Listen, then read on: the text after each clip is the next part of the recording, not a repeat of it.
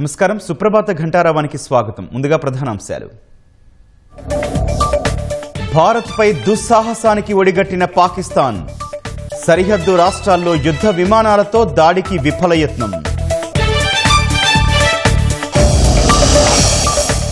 6 యుద్ధ విమానాలను కూల్చేసిన భారత్. 8 క్షిపణులు నేలమట్టం. ఓ పాక్ పైలట్ను పట్టుకున్న బలగాలు.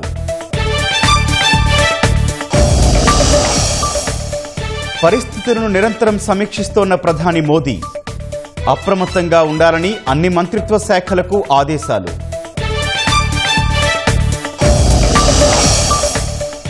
సరిహద్దు రాష్ట్రాల్లో హై అలర్ట్, భద్రత కట్టుదిట్టం. పోలీసులు, పాలనా అధికారుల సెలవులు రద్దు.